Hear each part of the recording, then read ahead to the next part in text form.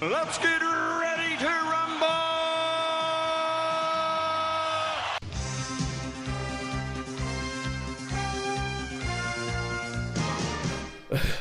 Hello and welcome to Netflix vs. Cinema, the podcast that for this week could be called Hell in a Handbasket, with all the trouble we've had trying to even get record pressed. But now we've got record pressed. I am your host. My name is Tosin. I am based up in the UK, in the Midlands, somewhere near Birmingham. And joining me, as always, on the Isle of Wight is Sharon Bollen. Hello. Yes, and Shaun, who I think is on the Isle of Hello. Wight. I'm going to say yes, Shaun Harris. Isle of Yes, Wight. that's right. Isle of Wight. Yeah, you've got it. And joining us on the from a London correspondent who has recovered from the New York bug, who actually has a face that we can see on our screens right now. It is Holly Nestling. How are you? Hello. Mostly recovered, not completely. Mostly recovered. So this week, what we do on this show is that we usually go to the cinema and we see a couple of things. We see a couple of things at home, and then we take an average out of 5 and we see where has the money been better spent this week. And this week, as usual, Shaun has been a cinema person. Shaun is keeping up this. Shaun is actually making the name of this podcast make sense. Because left to me, I just probably wouldn't do it. I think, Sharon, you made it to the cinema this week as well, did you? No, I made it to. No, I didn't make it to cinema this week. And neither did you, Holly. No cinema. So yeah, Shaun is keeping the cinema end of things up. Good. Yeah, Shaun is keeping the cinema end of things up, and I made it to the cinema, but only to see something that we'd already reviewed, which was The Woman King. So, Shaun, tell us what you've seen in the cinema this week. Let's crack on with this. Okay, at the cinema this week, I went with some friends to see the film called Smile, which was a horror film. You know me and horror films, so yeah, it was something from the trailers. From the trailers, I really wouldn't have bothered, but because I had company, I thought, yeah, well, we would. And then I think when you say I know you and horror films, it's just all I say is just it's like a picture of an unimpressed headmaster, just sitting down there in the cinema with your hands crossed, harumphing at everything you see on screen. You call that a jump scare? but going with it's not so bad if you've got some people there that actually you can heckle with. When there's not a lot of people in the thing, you can actually heckle and say, you know. Oh no! Watch out! And what's going to happen? There it comes. Oh! I was a little bit slow there. I was rated a little bit. You know, here comes a jump. Real stupid stuff. You know. No, the thing is, I do love a good heckle film. Some of my best film watching experience has been a film that you can just heckle from beginning to the end. And and the worse the film is, the better the heckle experience is. Yeah. So I do love a good heckle film. So yeah, you said you saw Smile, and what else did you see in the cinema? Okay, and a film called Vengeance. There was a film called Vengeance. Vengeance. I've heard about this. Out of nowhere, yeah. I knew nothing about, but I thought it's one of those films that I like to see, yeah.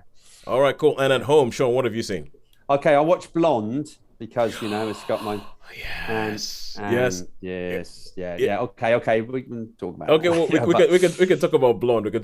But it's one of these things. When you said you watched Blonde, I was like, I didn't think that Shaun would have been about oh no, Ana de Armas. Yeah. It's got Ana de Armas in it. I forgot about that. Ana de Armas is Shaun's Mad Mikkelsen. Let me put it that way. Yeah. Maybe not anymore. Okay, cool. Okay. Shaun, I know you have to head off quickly, so yes. I think we might put Blonde on to next week. That's be brilliant. Yeah. Okay. Yeah, which gives me a chance to watch it. But okay, so Sharon, what did you see at home? I saw the Foo Fighters horror film, Studio 666. Oh yeah. Okay, and Holly, what did you see? Echoes on Netflix. All right, cool. So this is what we're going to do. Because I am a bit all over the place and I spend the whole day in sort of management meeting, phone call stuff. Things are going crazy.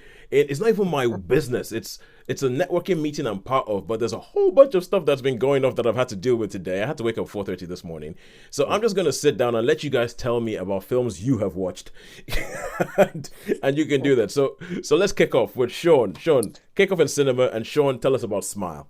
Okay, Smile. Well, I can tell you can't. Okay, so basically, it's a psychiatrist, and she obviously works. She works loads of hours. She works in a mental hospital, mental institution, and this girl comes in to see, and she says, "Oh, you know, you know, all these things after me, it keeps coming after me and that. She's saying, okay, yeah, and and then she kills herself in front of the psychiatrist.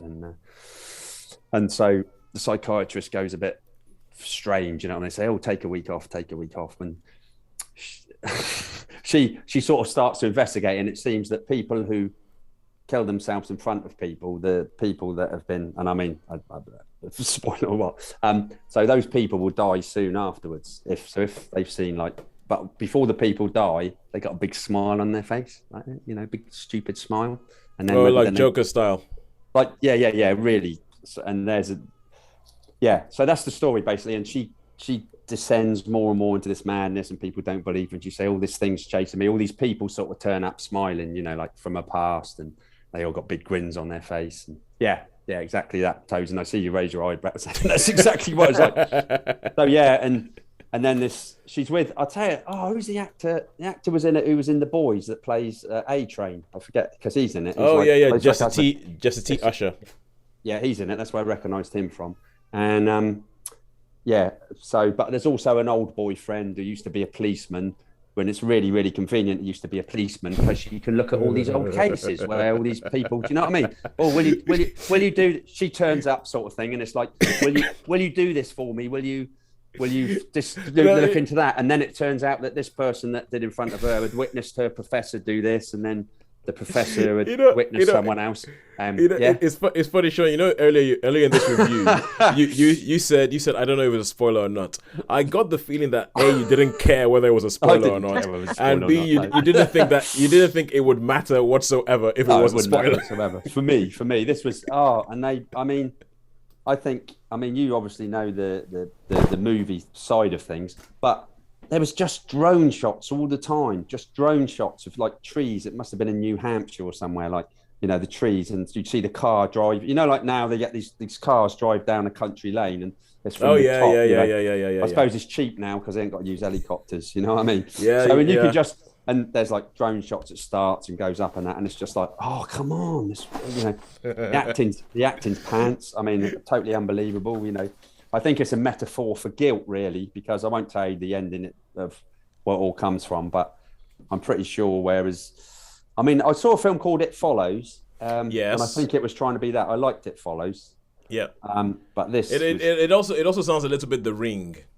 The Ring, yeah, a little bit ringy, yeah. That's what the trailer reminded me of, is The Ring. Yeah. So, but what was really funny, we were the couple of friends I went with, even Happy John was like, because I was going, you love this, don't you? Because he normally loves the films that most people like. He goes, no, it's bloody rubbish. So that's so from coming from him as well, you know, who's like an aficionado. It was so that's basically it. Basically, it's just full of convenience. You know what I mean? As I say, would you right? I mean, I don't know, Sharon. Right, you've worked in the police thing, yeah? You like records and stuff, right? She goes, oh, could you get the records of this professor bloke? And he somehow goes in. No, I couldn't. No, that's what I mean. But that's exactly right? So he goes to the police station. The guy opens it, goes, oh, yeah, can you bring him back in? You know, you'll have to bring him back soon, like that. And she's got this whole wad of, like, deaths that she's looking through, you know, of all these things from the past. And she goes, oh, I need this. So he goes to the police station and gets it. That's a very quick way of losing your job. I was going to say, it's like you would not do that. Why would you go to a police? You know, if you want to have a job left at the end of the month, no, you wouldn't do that. I've still got feelings for you, so I'm going to go into the police station and get these records of, and do something illegal. Photos of deaths and stuff, you know. There's like a prison sentence involved in that, isn't there? Well, yeah, you know. So she finds these people. She goes around and knocks on the door and says, "Oh, you know, I'm like," and they go, "Oh, go." It's just like, yeah. I mean, total pants, total, absolute nonsense, absolute, not very good. And in fact, I know people who have lost their job for doing that. For things like minor things, like looking up, they're moving house and they've looked up what crimes there were in the road they're thinking of moving to. Lost their jobs over doing that. And so looking up personal records and sharing them with someone outside the job. I know, that's what I mean. You know, and I mean, we're talking about real proper cases with photos and that. So yeah, it was pretty gruesome. I guess it's trying. Oh yeah, And then there's the one bit where it's just like, oh my God, you have got to be kidding when this, like, you know, well, I won't tell you what comes, but it's just like, where did that come from? So you got all this stuff going on, and all of a sudden it descends into Slender Man territory, you know, or Babadook or whatever. It's just like, I think it was trying to be too many things. It looked like a student thing, borrowing too much, not very good shots. And yeah, so and an overeager drone pilot. And an overeager drone pilot. Just all I'm like, how many of these do you see in some of these films? You know, like 5 minutes of a car driving over, you know, with the car's just driving along. Okay. Speaking about, okay, obviously, so I'm Nigerian, right? And we have Nollywood. And we always had there's this thing that whenever I find it really difficult to watch a lot of sort of traditional Nollywood films because they're getting better now. But there was a time when there would be a scene and you would feel like they've gone, you know what? We paid for this song. We're going to use all 5 minutes of this song. And it's going to be a random, pointless shot of people dancing. Why? Does it add to the story? No. But why? Because we paid for this song. And or maybe just the person who was editing liked the song. And it sounds like you have a little bit of that where you just have like, you know what? We had this drone guy for a day. We're going to put every single thing that he shot in the film. But okay, I'm almost scared to ask you, Shaun, how many stars would you give this? A one. A one star for Smile. And to be honest with you, these horror movies are a dime a dozen. Especially around Halloween. They just come out. You get a couple of them that come out every single year, and it's just kind of. And I'm going to be shocked with you. I'm going to be honest with you. If this had been anything other than a one, I would have been surprised. I think it's more likely that when these films are not low rated or low scoring, that's the surprise. That's the joy. That's the real Halloween treat. That's the real Halloween candy. But this could have been predicted. All right. I watch it, but I'll wait until it comes out on Sky or whatever. You might enjoy it. Did you ever see Ollie? Did you ever see a film called The Gallows? No. Okay. Yes, I think so. Anyway, I mean, I'll enjoy it. Yeah, no. But Holly, we all know you love your rubbish horror. You are the. I mean, you are the kind of person who unironically enjoys all those shark movies. Oh. They make me happy. All those sci-fi shark movies. I think Sharon's enjoyment of them might be a bit more ironic, but I think Holly's just kind of like, no. This is good. This is therapy. Well, no, I think it's dreadful, but it's delightfully dreadful. They're so bad. It's like, what next? Okay. Oh, all right. We still have to have the Holly and Sharon have a great big shark movie podcast thing where you just talk about all the different shark movies. What was the one we saw the other day? We saw a three-headed shark. Wow. But I feel like we spend too long talking about those shark movies anyway. So, but keeping things in a horror realm, we're going to go over to our Netflix and Friends side of things. I heard somebody complaining last week, it was on another podcast, the Pilot TV podcast, and they were complaining about the fact that everybody just lumps all the streaming services together with Netflix. And I was like, yeah, we do that. I was like, yeah, we do that. I guess technically speaking, streaming versus cinema would be a more accurate title, but it doesn't roll off the tongue the way Netflix or cinema does. I don't think so. We're sticking with it, and we know it's inaccurate, but hey, such is life. And now we're going to Sharon. This was not on Netflix, but was on Sky Cinema, and you saw Studio 666, which is the Foo Fighters horror movie. Yes, it's but it was obviously made before recent events where one of the recent members of the band died. Yeah. So it was done before that. And the story is, if you need a story for a film called Studio 666, starring the Foo Fighters. Starring the Foo Fighters. There is at the beginning. It starts off in the 1980s, naturally, where a heavy metal rock band has hired this mansion to record their studio album. Yep. Their next album, and then horrible things happen, and they all get brutally murdered by this strange madman. And then jump 20 years into the future. Yeah, you're living this already. jump 20 years into the future. Sorry, Sharon. Okay, you might not have heard that. But there was a rather big silent yawn I just did. I showed everybody my tonsils, and I apologize. I cannot apologize enough for that. So. No, I think it was probably justified. I've seen the film and I feel like yawning. and so jump 20 years or so plus, I don't know, 20 years, more like 30 years into the future, and the Foo Fighters are struggling about their next album. They want to do something sort of dramatic and revolutionary, and their agent says, I know what you need to do. You need to rent a house together and then just focus on the album and just produce your next album. And so they say, yeah, and they say, well, there's this really great mansion with lots of atmosphere and blah, blah, blah, blah. You should go there and record your album. So the Foo Fighters, with just the band and a couple of their technicians, go to this mansion that's a little bit down, a little bit neglected, a little bit seedy looking, but has great acoustics. So they move in, the whole band, leave their wives and families behind, and just to record their album. And whilst exploring the house, Dave Grohl in the basement finds part of the recording from the band that were there in the 80s, all got horribly murdered, and he starts to play it, and then he basically gets demon possessed, and then he decides that this demon wants him to finish this song from this album that this other band were playing, because by completing this song it basically releases this demon into the world. And then basically as each sort of scene, the horrible deaths ensue, basically pointless, meaningless, gory decapitations and dismemberments, and as anything you can think of means of killing people, a la 1980s schlock horror films. That's what happens to various members of the Foo Fighters. Okay. As a demon-possessed Dave Grohl basically runs riot.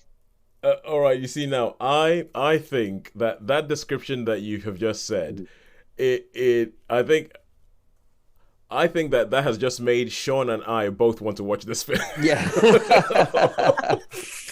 because when you said that, I was like, oh, I see where this is going. It reminds me of a film that Shaun spoke about a couple of weeks ago, The Retaliators. It sounds like it is totally in that vein. And also, if you've ever seen Tenacious D, the video of the song Tribute, it sounds very tribute. Tribute. It sounds very tribute because also because the devil in the tribute video was played by David Grohl, the lead singer of the Foo Fighters. So when he said all that, I was like, I think I know where this is going, and this could be fun. But carry on, Sharon. Yeah, it is. It's just sheer lunacy. I don't think I need to say anymore. It's absolute sheer lunacy. You can see their love of the horror genre and the love of that certain type of horror film where, people do silly things and then they sort of die horribly. And I don't know the various members of the band well enough, whether they're sort of like play like a heightened version of themselves. But one of them is like really sleazy and he's all very, every phrase is like a sexual innuendo. Another one is like very sort of, he looks like a businessman just dropped into a band. So when you see him at night, he's wearing like proper ironed pajamas, and all the others are like in their boxes and stuff. And so there's these different strange things happening, and none of them can act, quite frankly.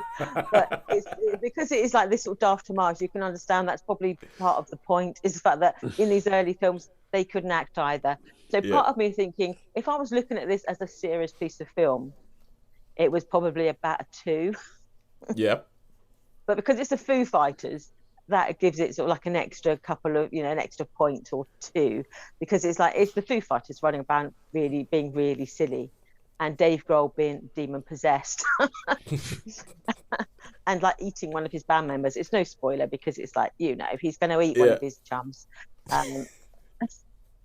So it's ridiculous. It's silly. It's bad. So I'm torn really how to rate it. I mean, part of me is thinking it was badly acted, and there was no shocks and surprises in it, and sitting through it for me was sort of an ordeal. But I thought in some ways that that was the point. Yeah. It was supposed to be a bad horror film from the 80s. So I'm just torn between whether it's a 2 or a 4, whether it's like genius because it is so bad, or whether it really is just bad. I don't know if I really know how to sort of grade it at all. And you know, the funny thing is, I think that if the Foo Fighters heard you say that, I think that they would be delighted. Yeah, I think they would as well. Be absolutely delighted. Probably exactly what they wanted. Exactly. I would put money on it. I'll put money on that. That's exactly what they wanted. So somewhere between a 2 and a 4. Yeah, it's like, if it was any other film, it would be a 2. But because the Foo Fighters, it's like, I don't know if they're geniuses or it's just mad. It's just that bad. Okay, I'm gonna try something here. I'm gonna have like a sliding doors thing. So we're going to have at the end of this, because we always take the average of to find out who's won this week. We're going to have sliding doors where we're going to have a world in which the Foo Fighters film had a 2 and a world in which the Foo Fighters film had a 4. Yeah. And we're gonna figure out because Sharon, I think I 100% get your difficulty in rating this. Yes. Yeah. And I can't even go, no, we're going to take an average of that. I'm like, no, this is 2 alternate realities, because there's going to be people who are going to probably give this a 1, and there's going to be people who are going to be like 5, best thing ever. So, so there's 2 alternate realities, one in which is a 2, one which is a 4. All right, cool. And now we go back to cinema. And I think we might have just strayed out of the horror genre into a film called Vengeance. Yes. Now I know a little bit about this. Has BJ Novak in it, and he wrote, directed, and stars in it. And I know that because BJ Novak, he was in the episodes of The Office. I do not watch The Office, so I do not know what character he played, but he's been doing a lot of writing in American TV. And so, Shaun, you saw this. Tell us what Vengeance is all about. Okay, so Vengeance is all about, basically, it's there's this talking about, we're doing podcasts. Yeah, he's a podcaster. He's aspiring. He's sort of from New York, northerner, and he had a bit of a fling with this girl who was from Texas, Abilene. She was called, and she gets his phone call and says, "Oh, she's died. Would you come to the funeral?" And that, because the family, like her family, think it was really, really important that, So he decides, and he's got. I don't know if that was particularly obvious. Anyway, he's got like I guess someone who's like a producer, an editor, all that, and goes, "Yeah, go on down there, try and get a story and find out what this is." And so he goes down there, and then. He sort of interacts. He looks at these Texas family as, as sort of not particularly bright or anything, but they are. Anyway, they say that they believe that although she had an overdose, she was actually killed, and they want him. The brothers, like proper Texan with guns in the back and all that sort of stuff, and they believe that she was killed, and it wasn't an overdose and it wasn't an accident. And so basically they want, we're going to find out, it's this, these cartels, and that's why I said cartels earlier, and the ones of vengeance. And he's like, well, I don't really do guns and all that sort of stuff and all that. And he sort of don't believe it, but he sort of goes with it, and he follows, and he stays with the family, and they're like proper Texans, and the mum's like, or the grandma's like, nah, you don't need a gun, you need a pump action shotgun, 2 ARs, and they're going, yeah. Okay, but anyway, so that's Great basically nation of Texas. Yeah. He goes down there, but it's not really. There's not really a lot of action in this. It's not like an action thing and all that. It's a lot of dialogue and a lot of really, really clever dialogue. It's like that sounds like BJ Novak. Yeah, it was a commentary on American values, about social media, or the influence that social media come. Some great conversations. There's one bit, and I mean, I love my Americana and stuff, and where these bodies are found, these sort of, they call them the after parties, it's like, I mean, it's like a comedy as well as being serious, but it's done where it comes under the jurisdictions of like about 4 different law enforcement things. So he goes and sees the town police, and they're like, "Oh no, you have to see the sheriff because it's right by county line." So he goes see the sheriff, and she says, "No, it's not the sheriff, it's the highway patrol. It was out on the patrol." So he goes and sees the highway patrol, and there are all these different agencies. He goes, "Oh no, it was a border patrol." And the border patrol goes, "Those goddamn highway police," he said, "they don't know nothing. They just stand there with their speed cameras trying." And I think in this country, I've heard policemen say, "Oh yeah, the motorway police are like, they don't seem to like them because anyway." But so it was great, and as I say, there was some really, really profound stuff, lots of insight. I now know why Six Flags Over America, why they call like the amusement park Six Flags Over America, which was really interesting. So there's a lot to it, and he suddenly finds that where we look down on this Texas family, they have got sort of different values, and I mean they talk about Prokofiev and all that. You've got this, it's really, really in depth. A lot of dialogue, really, really interesting. Probably not for everybody, and as I say, it's not really a lot of action. Bit of a twist at the end, should we say? Bit of a twist at the end. But yeah, really, really, really, this was so totally, after seeing Smile, this was like a real breath of fresh air. This was a real surprise to me, a real surprise. I mean, yeah, there's, just the stuff with the law enforcement, and there was some comedical moments as well, And now Grandma blurts out, well, I can't really give away because otherwise that would give too many spoilers. And he goes to he sort of decides he's going to go to a sex party, so he gets dressed up as a Texan. And I mean, that's in the trailer. And also he goes to a rodeo where all the rodeos, and they go, oh yeah, who's hands up all those University of Texas, and it's he's like the only one, and it's got University of Texas, Longhorns. So they sort of call him out, and there's a bit anyway, well, no, I can't because it would be all spoilers. But yeah, so this was a terrific movie. I really, really, totally was engrossed in this. This was for me, it was a special movie. This one, I really, really liked it. I really, really liked it. How many stars? Nothing really happened, but the actual dialogue and the conversations and the interactions between the Texans and this New Yorker guy, just spot on. Really, really good. Yeah. So how many stars would you give Vengeance? I'd like to say a 5, but I think on Sharon's criteria. Go with your heart, Shaun. Go with your heart. Okay, so I've done a 1. So okay, then I've done a 1, which probably other people would have thought of as a 2. So I'll give this one a 5. I really, really thoroughly enjoyed this. I was totally. I liked this one.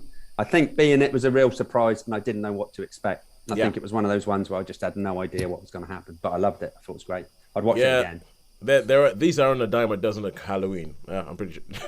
Yeah. Oh, all right, cool. So because I've heard good things about BJ Novak, and BJ Novak, he's one of those guys who's like he's the kind of person who you would imagine being a writer on Frasier. Let me put it that way. Yeah. So you always expect that if you write something, it's going to be cerebral and it's going to be funny but very sort of like very talky funny. Very talky funny, yeah. It's really, really funny, but it's also very insightful as well. It's because there's a show he has on Disney Plus called the Premise. I think it is The Premise, where it's all about coming up with solutions for world problems and all that. But he does clever stuff. So good to know that he's in his directorial debut. He has continued that, and now we go to actual Netflix. This is actual Netflix, right, Holly? It is actual Netflix. I am now double checking that I'm correct, that it's actual Netflix. Netflix. Actual 100% Netflix. You have to. Bye, Shaun. Bye. I'm gonna have to go. Okay, Shaun. Shaun. I know. Look, I saw The Woman King. The Woman King, and as you know, I have thoughts. So I think you and I are going to probably have to have a spoiler-free chat. No, not a spoiler-free chat. I mean a free spoilerific chat where we can just talk about everything in the film because I have so many thoughts. Good. Well, give me a text. Let me know when you're available and all that, and I'm sure we can find another time. And then Sharon and Holly can talk about something what they were talking about on the WhatsApp thing. All right. Sure. Yeah. All right. I missed that. Anyway, Shaun, goodbye. Speak to you soon. See you later. Cheers, guys. Bye. Okay. Right, and now that Shaun's gone, we can talk about him properly. Yeah. We can say, oh no, he's still here. Leaving. Go away, Shaun. Shaun's gone. Okay, so Echoes, Holly.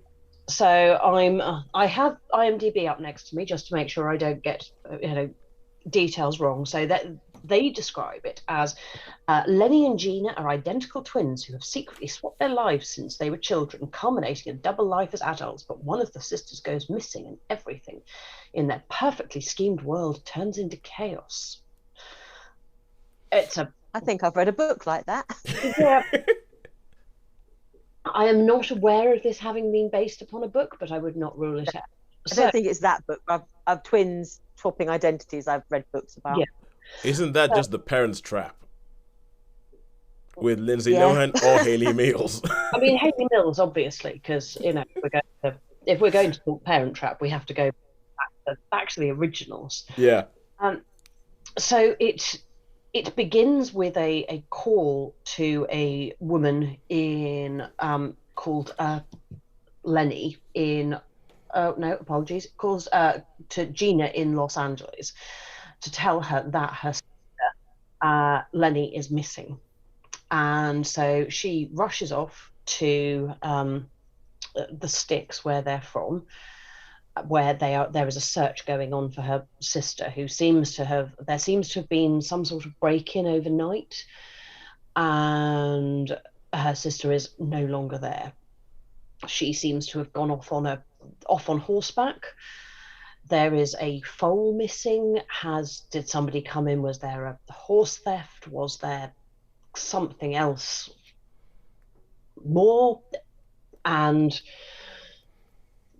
it becomes apparent you initially don't realize that they're twins, or they're twins rather. You don't realize that they switch, but you then rapidly become. You rapidly find the.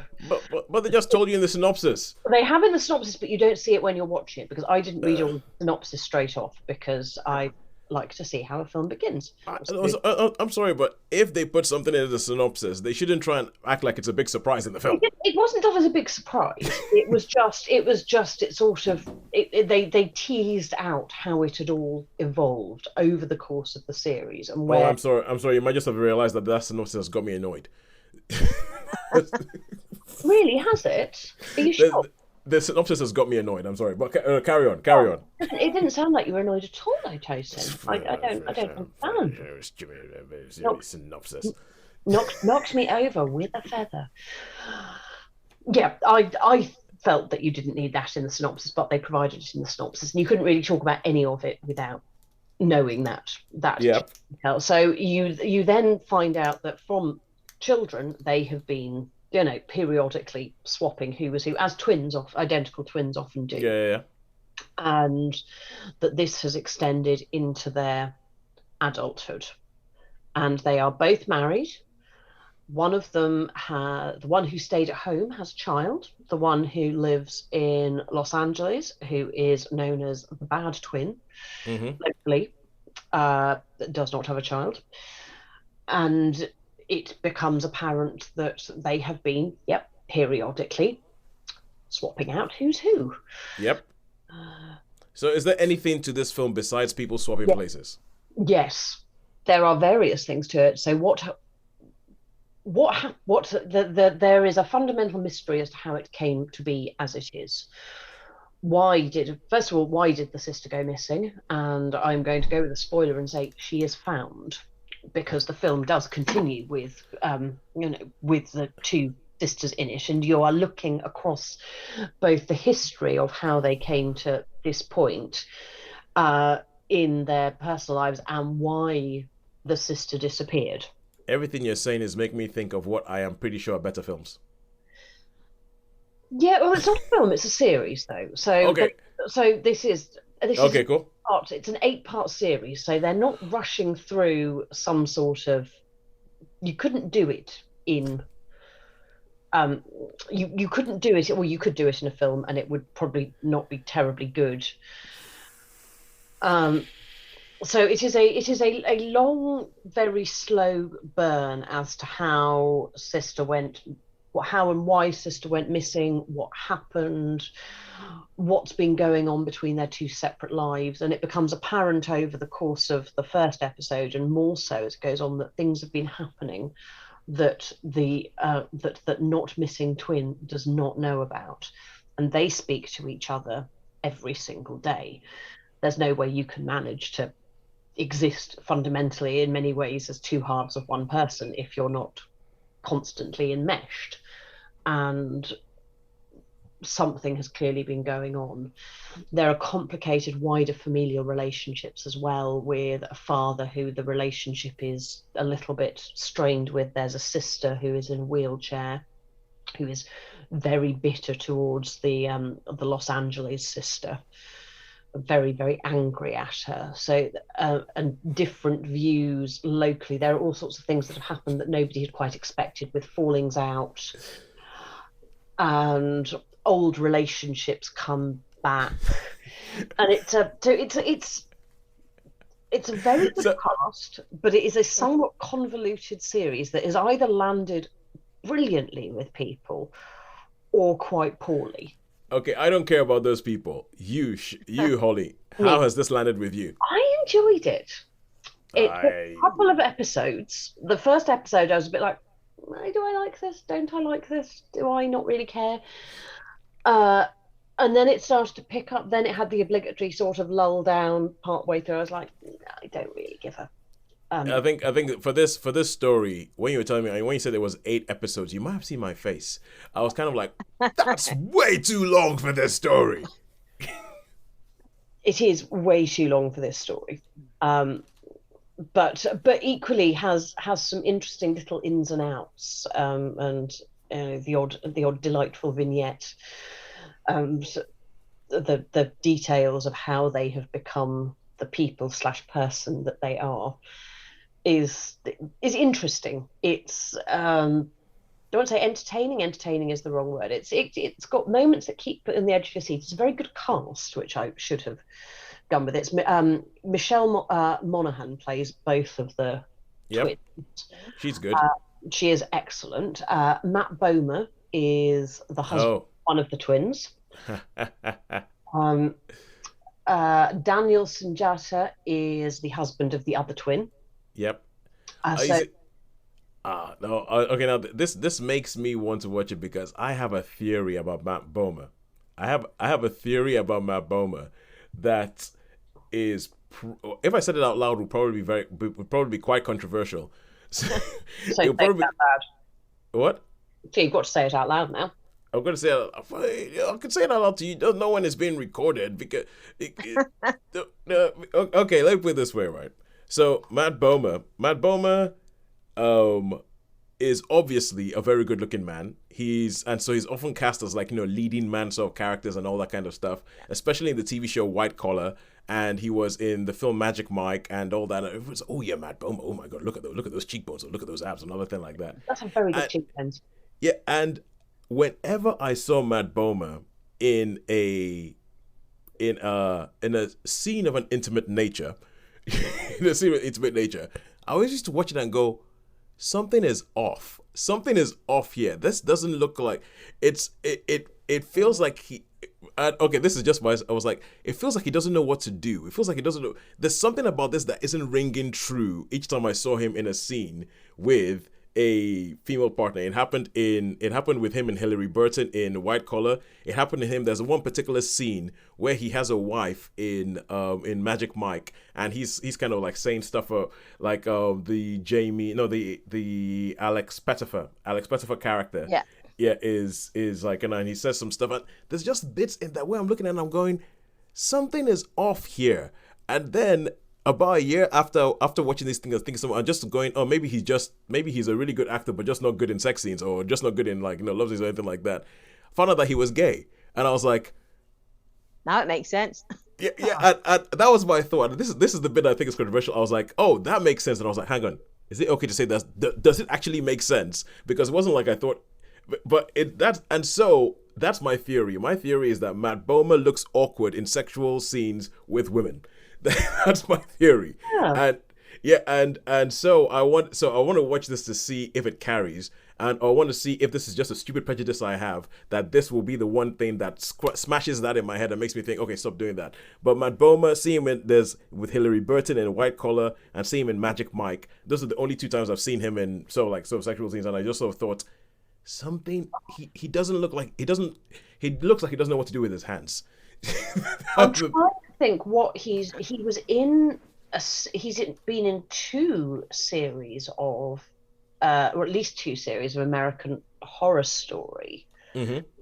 And I'm trying to remember anything about either of the characters he is in American Horror Story. And if maybe what I need to do is I need to see him in a intimate scene with another man in a film, and then see if it's still there. Whether it's just Matt Bomer doesn't do sex scenes, but there was something comfortable with that sort of intimacy on screen. Maybe some actors aren't, are they? You get the feeling that they'd probably rather not do that. Yeah, and then it was just such a weird thing because I just I was like, the second I was like, wait, what? Why is he so weird? Why is this so awkward? Why is this so awkward? But anyway, sometimes it makes you feel awkward watching it, and that's a sign that if you feel uncomfortable watching it, you sometimes think they either haven't got any chemistry, they don't like each other, or there's something just a bit off. Yeah, though, and with me, it was I thought there was something off, and then when I found out it was gay, my first thought was, oh, that explains it. But then I'm like, wait, does it explain it? Ooh, is that bad? Have I just found out something really, really horrible about myself? So but anyway. But so how many stars would you give Echoes? I think I'm going. It's another one that could be a 4 or a 2. Because part of it I absolutely loved. It's a good cast, and it does keep you guessing, and things do unfold, but equally some of it's a bit sort of slightly formulaic and a bit meh, but it sort of depends where your head is when you watch it. So I'm probably going to have to give it a 3, just because it could swing either way as being really very good or yeah. But I'm inclined to rewatch the last episode just to sort of refresh my mind. It's one of those where I'd like to see what figure out if it sticks the landing. Yeah, exactly. All right, so thank you. So that's 3 stars. 3 stars for Echo. 3 stars for Echo. So the question we need to ask now is, who do you think has won in this sliding doors week we have that the Foo Fighters have given us? Ooh. Oh, I think cinema probably tipped it with Shaun's thigh. Yeah, I'm going, but he gave a 2 to. He gave 2 for the other one. Does that offset? He gave 1. He gave 1. So he gave 1 on average. Ooh. I think that gives you cinema gets a 3, and I've 3'd out Echoes. So that means it all hinges on Yes, exactly. In the multiverse of film reviews that we have a perfect thing where in one reality, cinema has romped away with it with an average of 3 stars, and in another reality, Netflix has romped away with it with an average of 3.5 stars. So essentially, in one reality, Netflix this week got 2.5, and in the other reality, Netflix got 3.5. So it depends whether or not you think that that 666 was either brilliant and clever or just really, really bad. And I personally think that it is a Schrodinger movie. It is both at the same time. Without watching it, that would be my vote, that it is both of those things at the same time.